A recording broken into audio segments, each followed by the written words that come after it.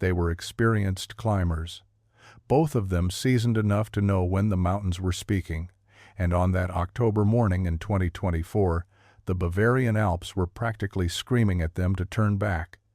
But Thomas Schneider and his climbing partner, Elena Hoffmann, had come too far to quit. Now they'd been planning this ascent of the Zugspitz's north face for months. Training, studying the route, obsessing over every detail. The weather forecast had looked clear when they started at dawn, but mountain weather doesn't care about forecasts by 10 a.m. The sky had turned the color of old bruises, dark purple clouds rolling in from the west faster than either of them had ever seen. Thomas checked his altimeter, 2,400 meters. They were still 500 meters from the summit when the first snowflakes started to fall. Not the gentle Christmas card kind, but hard driving pellets that stung exposed skin like tiny needles. Elena shouted something, but the wind ripped her words away. They didn't need to discuss it. They both knew what was coming. A serious storm at this altitude could kill you in hours.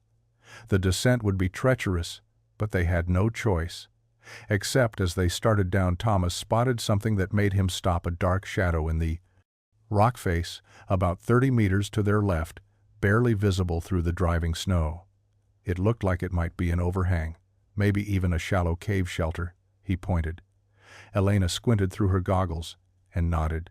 They had to try fighting their way across the slope. Each step deliberate and calculated.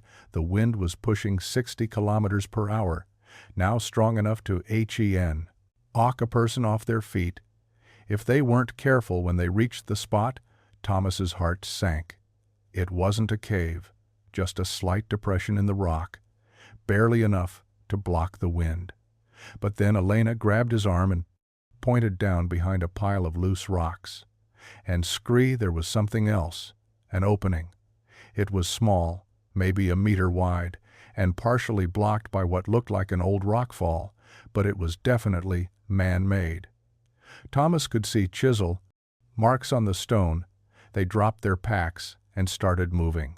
Rocks, the wind howled around them, snow accumulating on their shoulders as they worked. 10 minutes later, sweating. Despite the cold, they'd cleared enough space to squeeze through. Thomas pulled out his headlamp and shined it into the darkness.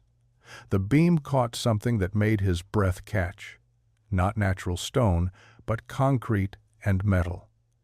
This wasn't a cave. This was something else, something that had been hidden here for a very long time. Elena met his eyes through her frosted goggles, and he saw his own excitement reflected back. They'd found something impossible, something that wasn't supposed to exist. And as the storm raged outside, they crawled through the opening into the mountain's secret. The temperature inside was barely warmer than outside, but at least they were out of the wind. Thomas's headlamp beam swept across walls of poured concrete, surprisingly intact. After what must have been decades, the entrance tunnel was narrow, forcing them to crouch. But after about 3 meters, it opened into a larger space. Elena switched on her headlamp too, and the twin beams revealed something don't stop them both cold. It was a bunker, a World War II-era bunker, perfectly preserved as if time itself had frozen. The main chamber was maybe 5 meters by 4 meters. With a low ceiling reinforced by metal beams, along one wall stood a wooden shelf still holding rusted tin cans with faded German labels. A small kerosene stove sat in the corner, its fuel long evaporated, on a crude wooden table in the center of the room. Lay papers, maps, military documents, the edges curled with age but still legible. Thomas approached slowly, half expecting everything to crumble to dust at his touch. But the dry, cold air had preserved it all like a museum display. Elena was examining something on the floor's sleeping bags, he said, his voice sounding strange in the enclosed space. 3 of them. Thomas moved to the table and carefully lifted one of the papers. It was a military order dated November 1943, establishing an observation post code-named Adlerhorst. Eagle's Nest, his German was rusty but good enough to understand the basics. A small unit commanded by a Hauptmann someone Weber had been sent to monitor Allied aircraft movements through the mountain. Passes beneath the header was a roster of names. 5 soldiers assigned to this remote outpost. Thomas found more documents, supply lists, weather observations, coded radio messages. The last entry was dated December 8, 1943. Then, nothing. Elena called out from the back of the bunker, her voice tight with something between excitement and dread.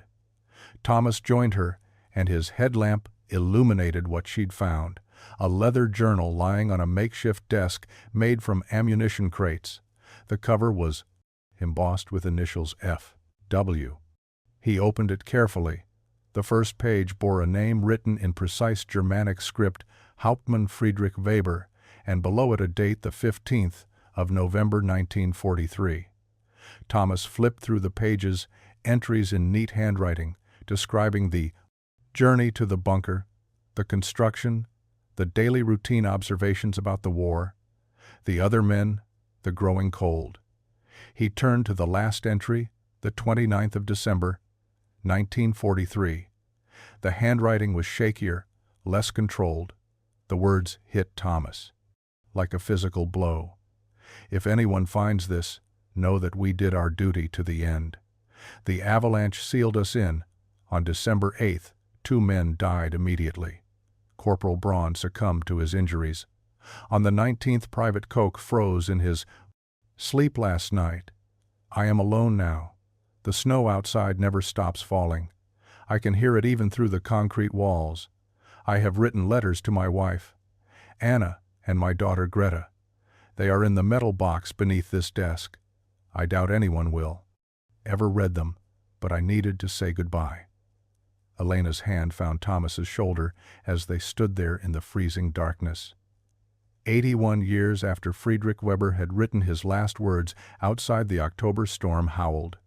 But inside the bunker, time had stopped on that December day in 1943. And now 2 climbers from a different world had stumbled into a grave. Thomas and Elena spent the night in the bunker waiting out the storm, huddled in their sleeping bags while ghosts from 1943 kept them company. When dawn finally came, they photographed everything, the documents, the equipment. Weber's journal then carefully made their way down the mountain within 48 hours. German military historian Hees were climbing back up that same slope, and what they found in Weber's metal box, along with his unsent letters, was a personnel file that told the story of a man the war had forgotten. Friedrich Weber was born in Munich on March 12, 1910. The son of a clockmaker and a schoolteacher. By all accounts, he was an exceptional student, disciplined, focused, with a natural aptitude for mathematics and engineering. But what set him apart was his love for the mountains. By age 16, he'd climbed every major peak in the Bavarian Alps, often solo, often in conditions that would have killed less experienced climbers. His father wanted him to take over the clock shop, but Friedrich had other plans. He joined the Reichswehr in 1929, at 19 years old, drawn by the structure, the challenge. The opportunity to serve his instructors noted his leadership qualities and unconventional problem-solving. He didn't follow the manual. He rewrote it in his head, finding solutions others missed. By 1935, he'd made captain, the youngest in his regiment. When the war came, Weber went where Germany sent him, North Africa first, where he learned that heat could kill you, just as dead as cold. His unit operated behind British lines in Libya, gathering intelligence on supply routes. He lost 15 pounds in 3 months and nearly died twice, once from dysentery and once from a scorpion sting. But he brought his men home every single time. Then, the Eastern Front, the place where German ambitions went to freeze and die. Weber's battalion was part of Operation Barbarossa, the massive invasion of the Soviet Union that began in June 1941. Saw things there. He never wrote about in his journal things that changed something fundamental in how he looked at the world. His letters, home to his wife, Anna, became shorter, less frequent, always carefully worded to pass the censors. He was decorated twice for valor, once for leading a tactical withdrawal that saved 200 men from encirclement. But the medals felt heavy, he told Anna, like they were made of lead, not brass. By late 1942, Weber's superiors noticed he wasn't the same officer who'd left Munich 3 years earlier. He followed orders but questioned them more, pushed back when missions seemed suicidal, wrote reports that were too honest about Germany's deteriorating position. Someone higher up must have decided he needed a different assignment, because in September 1943 he was pulled from the Eastern Front and sent back to Bavaria, Alpine Defense Operations. They called it a promotion technically, but everyone knew what it really meant. They were putting him somewhere he couldn't cause trouble, somewhere his unconventional thinking wouldn't threaten the official narrative. Weber didn't complain. He went home to Anna and 8-year-old Greta for 2 weeks. The first time he'd seen them in over a year, his daughter barely recognized him. And when he finally got his orders for the observation post assignment, he didn't tell Anna where he was really going. Just said he'd be in the mountains doing what he did best. She packed his bags, including a photo of her and Greta that he'd carry all the way to his death. The orders came through on October 28th, 1943, marked Geheime Kommandosache, Secret Command Matter. Weber was to select 4 men from available Alpine troops and establish a concealed observation post designated Adlerhorst in the Wetterstein Mountains, overlooking 3 critical mountain passes that Allied aircraft had been using to enter German airspace. The location had been scouted by Luftwaffe intelligence officers who'd identified a natural cave system at 2,600 meters that could be fortified and concealed. Weber's mission was simple: monitor aircraft movements, record times, directions, estimated payloads, and radio. The intelligence twice daily to command headquarters in Munich. The post was expected to operate through winter, possibly into spring, 1944. Complete secrecy was essential. If the Allies knew about the observation post, they'd either destroy it or, worse, use it to feed false information. Weber studied the maps and didn't like what he saw. The location was exposed, subject to avalanches, cut off completely. Once heavy snow fell, but orders were orders. He selected his team carefully. Corporal Hans Braun, 24 years old, from Stuttgart, an experienced radio operator who'd served with Weber in North Africa. Private Klaus Koch, 21, from a small village near the Austrian border, a skilled carpenter who could build or repair anything. Private Stefan Müller, 19, barely old enough to shave, but the best climber Weber had ever seen. And Sergeant Otto Kraus, 31, a decorated veteran of the Eastern Front who'd requested Alpine duty after losing 3 fingers to frostbite. All of them volunteers technically, though Weber suspected some had volunteered to escape worse assignments on November 1st. They began moving supplies up the mountain in secret civilian clothes, hauling loads at night, burying caches along the route, construction materials, canned food, fuel, radio equipment, weapons, ammunition, medical supplies, everything they'd need to survive. Isolated for months, the cave they'd been assigned was less impressive in person than it had looked on paper. Barely 4 meters deep, maybe 3 meters wide, not nearly large enough for 5 men and their equipment, which meant they'd have to expand it. Weber and his men spent 2 weeks pouring concrete, forming walls, building a bunker that extended 6 meters into the mountainside. They worked in darkness to avoid detection, mixing concrete by hand, reinforcing the structure with steel beams. Scavenged from a bombed factory in the valley, they installed a ventilation system, disguised the entrance with carefully arranged rocks, built wooden bunks and shelves, fashioned a crude but functional living space. By November 15th, Adlerhorst was operational. Weber sent his first radio message to command, confirming arrival and readiness. Official records show that Hauptmann Friedrich Weber and his four-man team departed Munich on November 15th, 1943, assigned to Alpine observation duty, estimated return spring 1944. But what the records don't show is that someone in the Luftwaffe intelligence office had made a critical error in their calculations. They'd evaluated the avalanche risk based on data from the previous winter, which had been unusually mild. 1943 was different. The snow started falling in late November, and it didn't stop. Weber's journal entries started optimistic, almost enthusiastic. November 16th, 1943. He wrote, "We are settled in Adlerhorst. The men are in good spirits. Morale is high. The view from our observation point is extraordinary.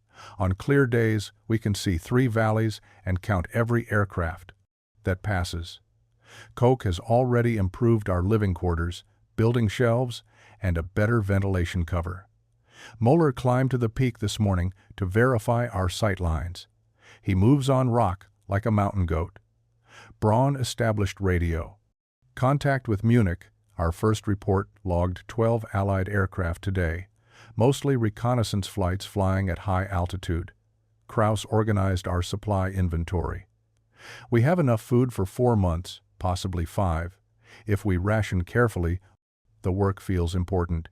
Here we are, Germany's eyes in the mountains." But the tone shifted quickly. November 22nd. Snow fell all night, 2 feet accumulation. Mueller says this is unusual for November. The aircraft traffic has decreased, only 4 sightings today, all flying above cloud cover. Braun's radio signal is weakening atmospheric conditions, he says. But I wonder if Munich is still listening. Koch built a wooden door for the entrance to keep wind out. Small improvements make a difference. Krauss is restless. He paces the bunker at night. I hear him sometimes talking in his sleep about Stalingrad. By late November, the entries revealed growing concern. November 28th. We have been snowed in for 3 days. The entrance is blocked. We had to dig ourselves out this morning, only to find another storm approaching. Visibility 0. No aircraft sightings. The radio is acting strange. Braun spent 4 hours trying to get a clear signal to Munich. When he finally made contact, they ordered us to remain in position and continue monitoring, but monitoring what we cannot see through the snow. Koch asked today why we are really here. I had no good answer. The official mission feels increasingly pointless. Mueller ventured outside yesterday to check our perimeter. He returned after 20 minutes. Frostbitten hands, shaking from cold, the temperature has dropped to -15 Celsius. Inside the bunker, despite our stove, the daily routine became a survival mechanism. Wake at 0600 hours. Krauss's job, stoke the stove. Koch's responsibility, breakfast from cans that grew harder to open as the cold intensified, then observation shifts. 2 men at the entrance, bundled in every layer they owned, watching empty skies through driving snow. Braun attempted radio contact twice daily, though responses from Munich became sporadic, then rare, then stopped altogether. December 2nd, Weber wrote something that the historians would later recognize as prophetic. I have been a soldier for 14 years. I have followed orders without question, even when those orders made no sense. But, sitting in this bunker watching my men slowly realize we have been forgotten, I cannot help but think about the war differently. Braun showed me his calculations today based on fuel consumption. At current rates, we have perhaps 6 weeks Before the stove goes cold, Koch asked if we should consider descending. I told him, no, our orders are to remain in position, but the truth is, I am not certain we could descend, even if I wanted to. The snow outside is 3 meters deep and still falling. Mueller says he has never seen a winter like this in these mountains. Kraus barely speaks anymore. He sits on his bunk, cleaning his rifle over and over, the same motions like a man in a trance. The tension in the bunker grew like ice forming on metal, slow, inevitable, destructive. December 5th. Koch and Mueller argued today about whether we should ration more strictly. Koch wants to extend our supplies. Mueller says we should eat. Normally maintain our strength in case we need to evacuate. I sided with Koch, which angered Mueller. He stormed outside and did not return for 2 hours. When he came back, his face was white with frostbite. I ordered him to stay inside for 24 hours. He did not speak to me the rest of the day. Braun finally admitted today that he has not made contact with Munich in over a week. The radio may be broken, or Munich may have stopped listening. Either possibility is equally troubling. Kraus asked me a question tonight that I could not answer. He said, "Captain, do you think anyone remembers we are here?" December 8th, 1943. The entry that would be Weber's last normal day began with observations about the weather. The barometric pressure has dropped more in the past 12 hours than I have ever seen. Mueller, who grew up in these mountains, says the pressure drop means something catastrophic is building. He has been watching the slopes above us with increasing worry. The snow loading, he says, is beyond anything stable. I ordered Koch and Braun to reinforce our entrance with additional timber, but I am not certain timber will matter against what. Mueller fears the wind has stopped completely this morning, an ominous sign. The silence outside is absolute. They heard it at 1,430 hours, a sound Weber described as like God himself clearing his throat, a deep rumbling that started high on the mountain and grew louder with each passing second. Mueller shouted a single word, "Lawine avalanche," and dove for the bunker entrance. Kraus was outside checking the observation post. He had maybe 3 seconds to react, 3 seconds to understand what was coming and make a choice that would determine whether he lived or died. He chose wrong, ran toward the bunker instead of away from it. Weber and Koch grabbed him, tried to pull him inside. But the physics of an avalanche don't care about human effort. The wall of snow hit traveling at over 100 kilometers per hour, carrying thousands of tons of ice and rock and compressed air that hit like a solid fist. Kraus was ripped from their hands. Gone in an instant, they never even heard him scream. Braun had been behind them, helping to pull. He was halfway through the entrance when the avalanche caught him. The snow drove him forward into the bunker, but his legs were still outside when the full force hit. Weber heard the bones snap like green wood breaking. Braun's scream was high and terrible and mercifully brief. Then everything went dark. The avalanche buried the entrance completely, sealed it with compressed snow that would freeze as hard as concrete within hours. Weber's journal entry from that day, written by candlelight with hands that shook so badly the writing was barely legible, described what happened. Next, we are entombed.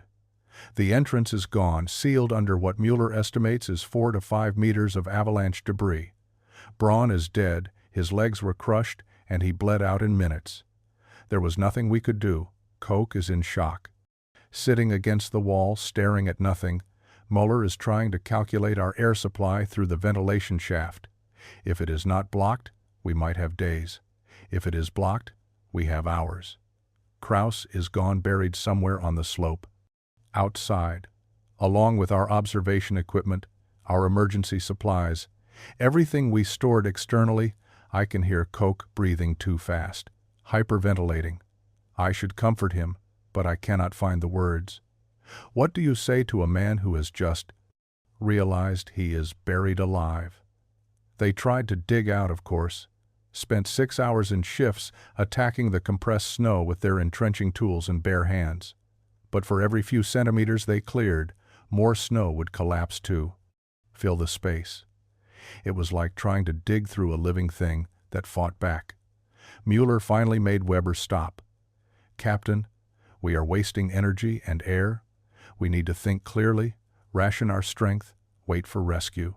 But they all knew the truth. No one was coming. No one even knew exactly where they were. The location of Adlerhorst had been classified, the maps intentionally vague for security reasons. And with Braun dead and the radio buried under tons of snow, they had no way to call for help. Weber's entry from December 9th was shorter, more controlled, emotions locked down like he was writing a military report. "We have taken inventory of our remaining supplies. 2,000 batters, approximately 2 weeks of food, if rationed strictly, fuel for the stove, perhaps 10 days. Water from melted snow, air quality deteriorating, but breathable. The ventilation shaft appears to be partially functional, though blocked. Mueller has stopped trying to calculate our chances. I appreciate his discretion. Koch asked me if we should pray. I told him it could not hurt, though I am not certain. God listens to men buried in mountains. Braun's body is wrapped in canvas in the corner of the bunker. We cannot bury him outside, so he remains with us, a reminder of how quickly everything changed. The days blurred together in the bunker, time losing meaning when you lived in perpetual darkness. Weber marked each day with a slash in his journal, more to maintain discipline than because it mattered. December 10th, we have established strict rationing. 1 small meal per day. The stove runs for only 2 hours, morning and evening, to conserve fuel. The cold is constant. It seeps into your bones, into your thoughts. Koch suggested we burn some of the wooden bunks for warmth, but I refused. We may need that wood for digging tools or to reinforce the ceiling if the snow load above us shifts. Mueller attempted another excavation of the entrance today. He made it perhaps half a meter before exhaustion. Forced him to stop, he will not admit it, but I see the despair in his eyes. We are not digging out, we are simply keeping ourselves busy, pretending we have control over our fate. December 12th brought a discovery that briefly lifted their spirits, then crushed them completely. Mueller found a secondary ventilation shaft we had forgotten about in the back corner of the bunker, partially collapsed but functional. This explains why we are still breathing. The air quality is poor, but survivable. Koch became excited, said we could widen the shaft, dig up through it, escape to the surface. I had to explain the mathematics to him. The shaft is 20 centimeters wide. It would take weeks to widen it enough for a man to fit. And we do not have weeks of food or fuel. His face, when he understood, I will not forget it, hope dying in real time. The journal entries from mid-December showed Weber grappling with impossible choices. December 14th, Koch is eating less than his ration. He thinks I do not notice, but I see everything in this tomb. He is giving his food to Mueller and me, believing the stronger men have a better chance of survival. I ordered him to eat his full share. He refused. I could make it a direct military order, but what is the point of military discipline when we are all dying together? Brown's body has frozen solid in the corner. We no longer smell it, which is a small mercy. The stove sputtered today, running on the last of our kerosene. Koch suggested we could burn the wooden furniture, the ammunition crates, anything combustible. I agreed. We burned one of the bunks. It gave us perhaps 3 hours of warmth. Then the cold returned, worse than before, as if the mountain was punishing us for our defiance. By December 16th, the radio equipment became their last desperate hope. Mueller convinced me we should attempt to repair the radio. Braun is dead, but he showed Mueller the basics. Before we left Munich, we spent 8 hours dismantling it, checking every connection, every wire. The battery is nearly dead, and we have no way to recharge it. But Mueller said, If we could send even one transmission, it might save us. I let him try. He keyed the transmitter and spoke into. The microphone called for help, gave our approximate position, repeated the message 3 times. Static. Only static. I watched his shoulders slump, watched him accept what I had accepted days ago. No one is listening. No one is coming. We are on.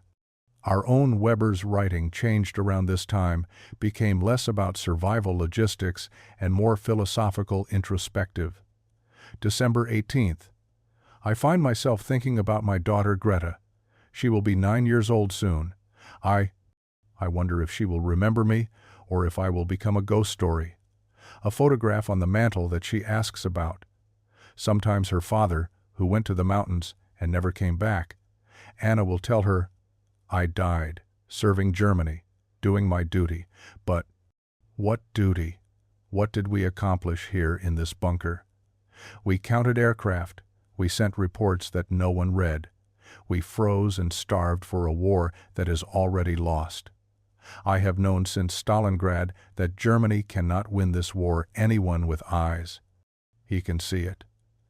But we continue fighting, continue dying, continue following orders that make no sense. I have spent my entire adult life being a good soldier, and where has it brought me? To a tomb in the mountains with 2 young men who trusted me to keep them safe. December 20th. Koch collapsed today while attempting to dig. He simply fell forward and could not get up.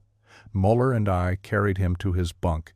He is burning with fever. His breathing, shallow and rapid. An infection, perhaps, from the constant cold and damp, or simply his body giving up, deciding that survival requires more effort than it is worth. I gave him the last of our medical supplies, aspirin, bandages that will do nothing against whatever is killing him. He asked me if we would make it home. I lied and said yes. He smiled and said he knew I was lying, but appreciated the kindness. Mueller and I do not speak about what happens when Koch dies. We both know we are simply counting down now, waiting for the mathematics of cold and starvation to solve themselves. December 21st marked the day the bunker stopped being a shelter and became something else entirely. A mausoleum, where the dying waited with the dead. Koch passed in the night. I did not hear him go. He simply stopped breathing. Sometime between midnight and dawn, when I checked on him this morning, his eyes were open, staring at the concrete ceiling. His last expression was peaceful, which is more than any of us deserve. Mueller helped me move him next to Braun now. There are 2 bodies in the corner wrapped in canvas, frozen solid. We are running out of living men faster than we are running out of supplies. A grotesque irony. Weber's handwriting deteriorated noticeably after Koch's death. The neat, precise script giving way to something shakier, more erratic. December 23rd. Mueller is talking to himself. I hear him at night, conducting conversations with people who are not here. Yesterday he asked Braun to pass him the water canteen. Then remembered, Braun has been dead for 2 weeks. I did not correct him. Tea is the harm in madness. When reality offers nothing better, the stove is dead. We burned the last combustible materials yesterday, the bunks, the shelves, the ammunition crates, everything except the table I am writing on, and I will burn that. Soon, too. The cold is absolute. I cannot feel my feet. Have not felt them in days. Mueller says. He cannot feel his hands, but he keeps moving them, flexing his fingers like he is trying to prove to himself he is still alive, still human. December 25th, Christmas Day, though. Weber almost forgot to mark it. I wonder what Anna and Greta are doing today. Perhaps opening presents around a small tree. Anna struggling to maintain normalcy for our daughter's sake, or perhaps they are mourning already. Perhaps the army has declared me missing. Presumed dead. Perhaps Anna is wearing black, and Greta is asking why Papa did not come home for Christmas. I wrote them letters days ago, while I still had the strength. Put them in the metal box. Under this desk, along with my personnel file, and a photograph I have carried since North Africa. They will never read these letters. No one will ever find this bunker. We are too remote, too well hidden. We will be forgotten. Men who vanished into the mountains, swallowed by a war that devoured millions. Mueller asked me today what I think happens after we die. I told him, I do not know. I have seen too many men die to believe in any kind and merciful God, but I did not tell him that. Instead, I said I believe we go somewhere peaceful, somewhere warm. He nodded and said that sounded nice. Then he closed his eyes, and I thought he had died. But he was on. He's sleeping December 27th. Mueller did not wake up this morning. I checked his breathing. It is there. Shallow, irregular, but there I covered him with my blanket. All the blankets we have left, trying to keep him warm, though I know it is pointless. The cold is inside us now, in our blood, in our bones. Blankets cannot help. I am alone now. The last one, the sound of my own breathing, is deafening. In this silence I tried to dig again today, made it perhaps 10 centimeters. Before my strength gave out, sat in the snow I had excavated and laughed at the absurdity of it, digging my way out with frozen hands through 4 meters of compressed ice. Even if I reached the surface, what then? I can barely walk, cannot feel. Most of my body would I freeze to death. In the first 100 meters of descent, the mountain has won. It was always going to win. We were fools to think otherwise. December 28th. Weber's penultimate entry, Mueller died. During the night I heard his breathing stop, heard the rattle in his chest as his lungs gave up. Now I am alone with 3 corpses in a concrete tomb, 4 meters underground, talking to myself to prove I still exist. I have perhaps 2 days of food left, not that it matters. Starvation will not be what kills me. The cold will, I can feel it winning, feel my thoughts slowing, my body shutting down, one system at a time.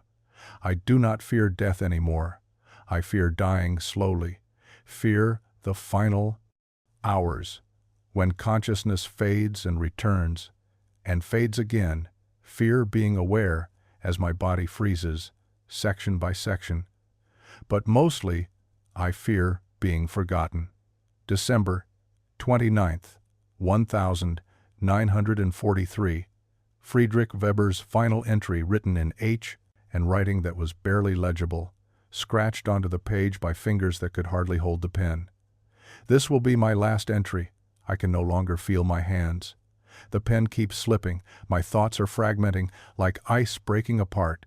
I want to write something profound, something worthy of final words, but all I can think about is how cold I am, how tired to whoever finds this. And I do not believe anyone will know that we did our duty to the end. We followed our orders. We served Germany even when Germany forgot we existed.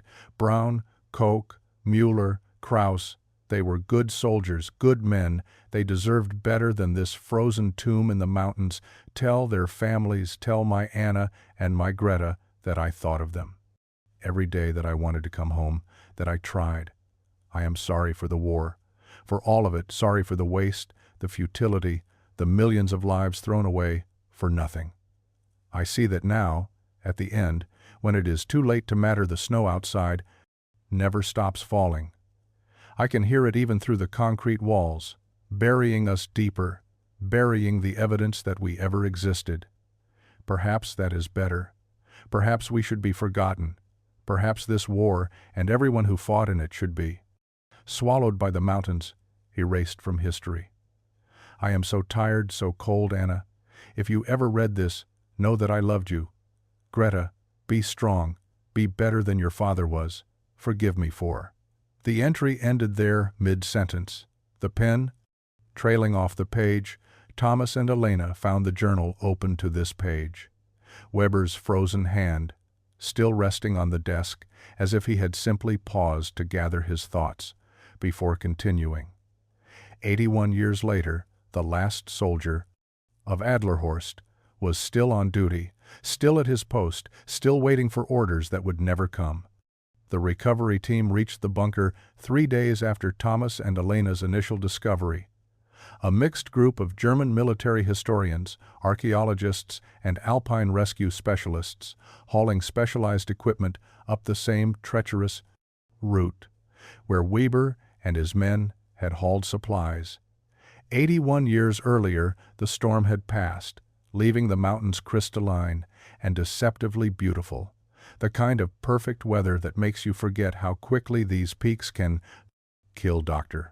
Marcus Reinhardt, the lead historian, had seen photographs from Thomas and Elena's phones, but nothing prepared him for the reality of stepping into that frozen time capsule. The air inside was different, he said later in his report, stale and heavy like breathing. In the past, his team set up portable lights that threw harsh shadows across the bunker's interior, revealing details the climbers' headlamps had missed. Weber's body sat at the makeshift desk, exactly as he had died, his head resting on his arms, the journal open before him. The cold had mummified him, preserved his features in a way that made him look like he was sleeping, not dead. For 8 decades his uniform was intact, the Wehrmacht, the captain's insignia still visible on his collar. His hands were frozen to the desk, one still holding a pen that had run dry sometime on December 29, 1943. Dr. Reinhardt's team worked with extreme care, documenting everything before disturbing anything, photographing from every angle, creating a 3D scan of the entire bunker. They found the 3 other bodies in the corner, exactly where Weber had described them.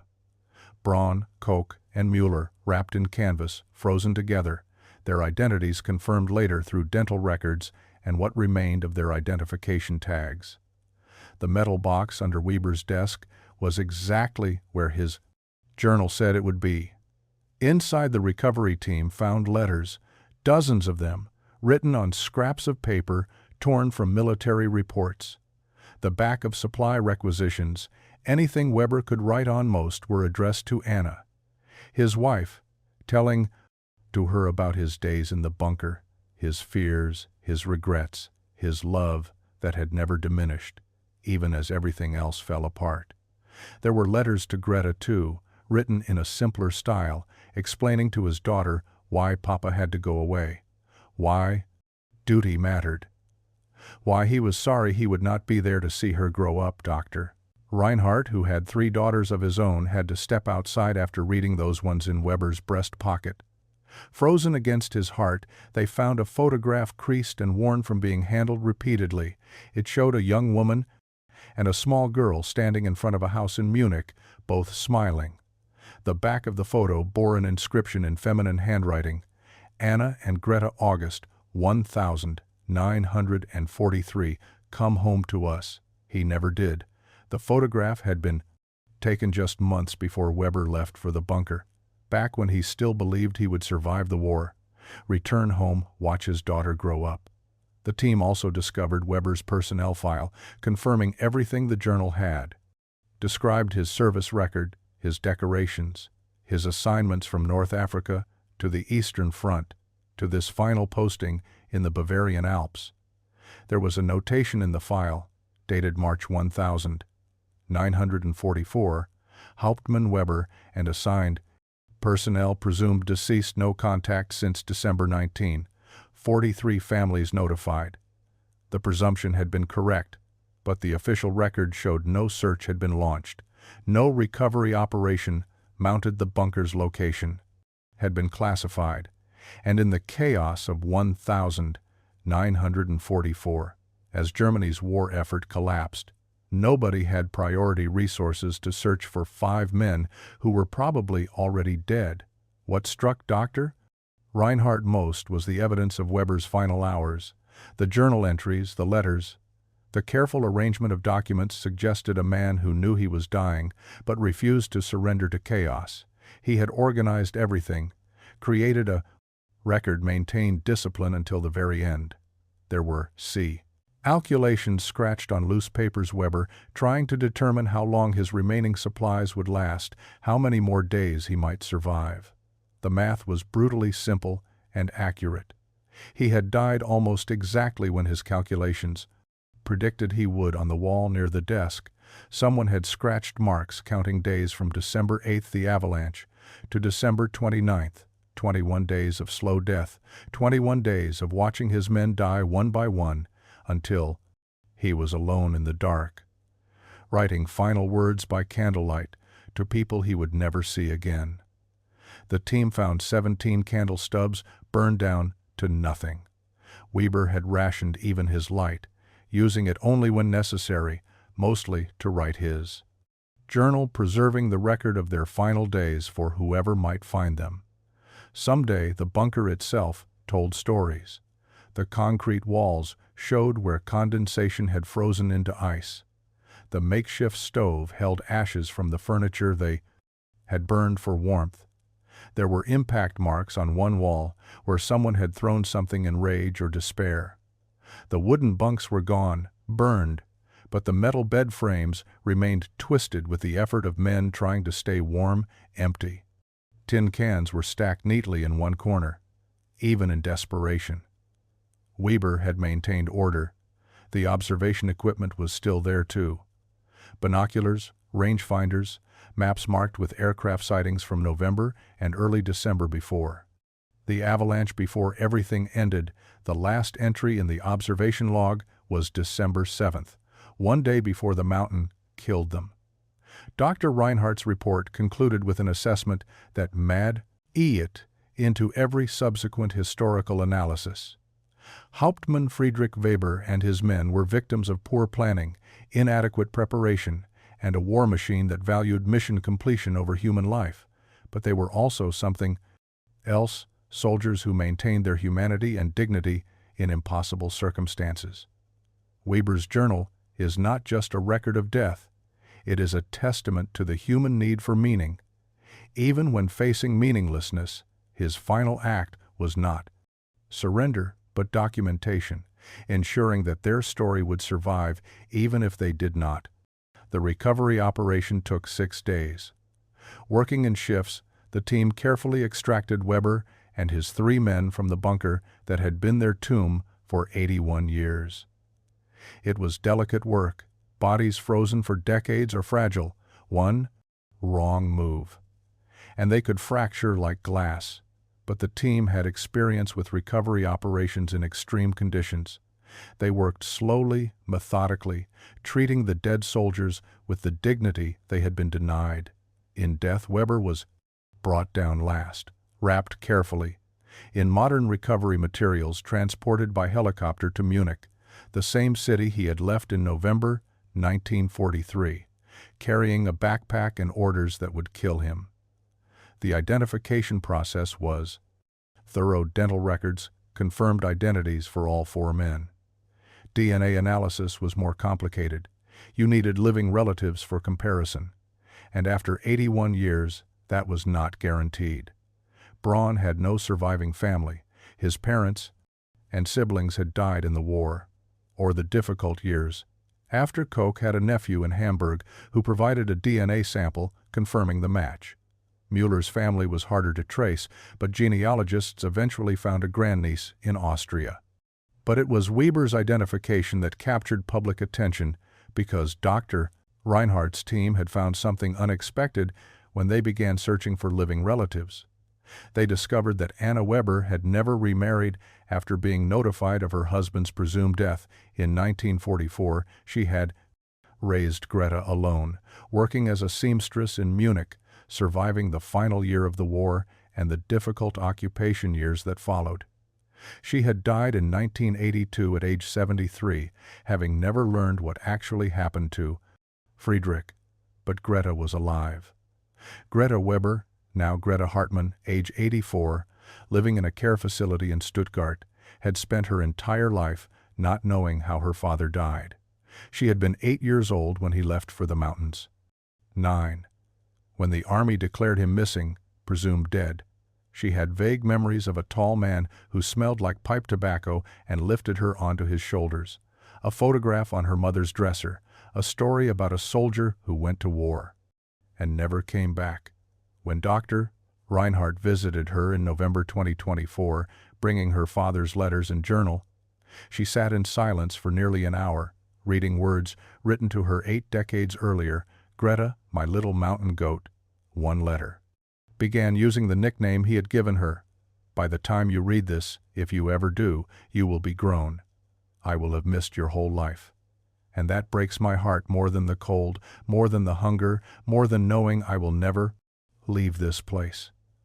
I want you to know that I thought about you every day, wondered what kind of person you would become, hoped you would be brave and kind, and better than your father was.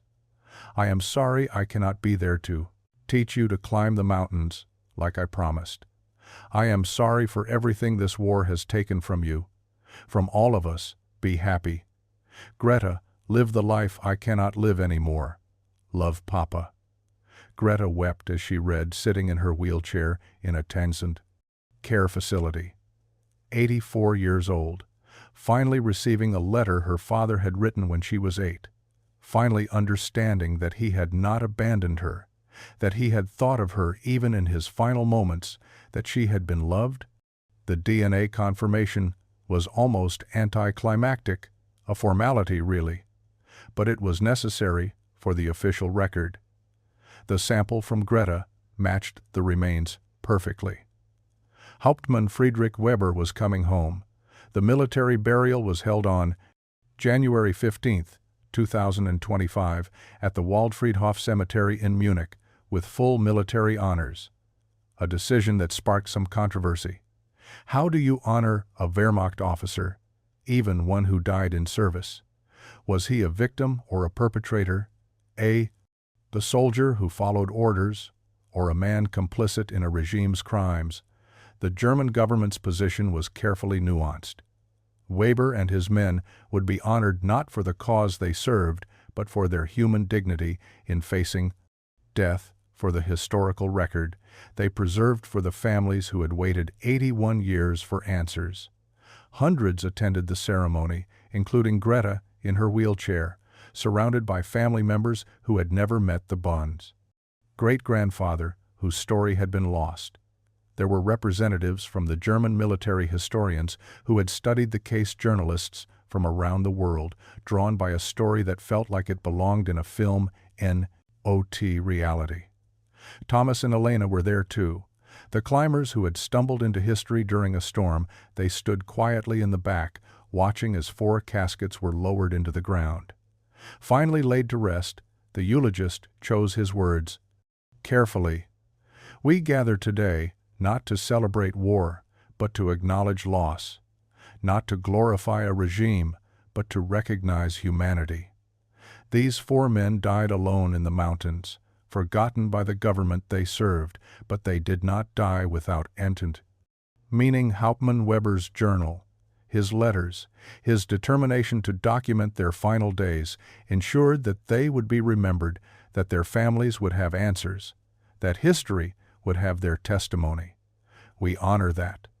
Today, the bunker itself became a protected historical site, designated as a memorial and museum of sorts. Though reaching it still requires serious mountaineering skills, the German government decided to preserve it exactly as it was. Found leaving Weber's desk, his journal, the marks on the walls, everything that told the story of those 21 days. In December 1943, a plaque was installed at the entrance carved from mountain granite. It reads, Adlerhorst Site 1943 to 1944. Here Hauptmann Friedrich Weber and soldiers Hans Braun, Klaus Koch, Stefan Müller, and Otto Kraus served and died. May their story remind us of war's true cost, Weber's. The journal was published in March 2025, extensively annotated by historians, providing context for his observations about the war's progress. Germany's deteriorating situation. The quiet desperation of soldiers who understood they were losing, but continued fighting. Anyway, it became an unexpected bestseller, not because people wanted to glorify the Wehrmacht, but because Weber's voice was so human, so honest, so stripped of propaganda and ideology. In the face of death, he wrote about fear and cold and missing his daughter. He wrote about the futility of following orders that made no sense, the waste of young lives thrown away for nothing. He wrote like a man who had nothing left to lose, therefore could afford to be truthful. The final chapter of the published journal included photographs from the bunker recovery images that brought Weber's words to life, showing modern readers what that frozen tomb actually looked like. There was something powerful, Dr. Reinhardt wrote in his introduction, about seeing the physical evidence, the frozen bodies, the burned furniture, the desperate calculations scratched on walls. It transformed Weber from historical abstraction into a real person who had suffered and died in a very specific place at a very specific time. Greta Hartmann died peacefully in her sleep on April 3, 2025. Less than 3 months after her father's burial, her family said she had found peace, finally. Knowing what happened, finally reading his words, finally understanding that she had never been forgotten in her final days. She talked constantly about the letters, about her father, about a man she barely remembered but now knew she had. Obituary mentioned that she was buried next to her parents, Friedrich and Anna Weber, together again. After 81 years, the story of Adlerhorst Bunker had an unexpected epilogue in the months after Weber's discovery. 3 more hidden observation posts were found in the Bavarian and Austrian Alps. None contained bodies, but all showed evidence of hasty abandonment in late 1943 or early 1000. 944, as Germany's Alpine defense network collapsed. Historians began reassessing how many of these secret installations existed, how many men had been sent into the mountains and never returned, how many stories were still buried under ice and snow, waiting for climate change or curious climbers to reveal them. Thomas Schneider gave a lecture about the discovery at the University of Munich in June 2025. He ended with words that stayed with everyone who heard them. "We went up that mountain looking for a challenge, looking for an adventure.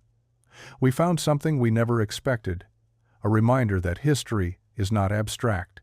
History is real. People who suffered and died and hoped and failed and left pieces of themselves behind. Weber and his men have been dead for 81 years, but their story was waiting all this time, frozen in ice, preserved in concrete, waiting for someone to find it, to listen to remember. How many other stories are still out there, still waiting? We walk on ground where people died, where they fought, where they made their last stands and left no trace. We climb mountains that have swallowed soldiers and secrets and entire chapters of history that we will never recover. But some stories survive, some stories wait. And when we find them, when we bring them into the light, we owe it to the people who lived them to tell them honestly, to honor not what they fought for, but the fact that they were human, that they mattered, that their deaths meant something, even if only as a warning about the cost of war, the futility of following orders that lead nowhere, the danger of forgetting that soldiers are people with families who love them and wait for them and deserve to know what happened in the end. That is what Adlerhorst became, not a story about World War II or the Wehrmacht or military strategy, but a story about 5 men who went into the mountains and never came back, about families who waited for answers. That took 81 years to arrive, about the importance of documentation, of recording, of refusing to let death erase, meaning Friedrich Weber's final act was to write, to preserve, to ensure that when they were found, someone would base to does know what happened. And in doing so, he gave his daughter a final gift, 81 years late, but no less precious for the wait. He gave her the truth, and the truth, after all, is what we owe the dead, the living, and ourselves. This story was brutal, but this story on the right-hand side is even more insane.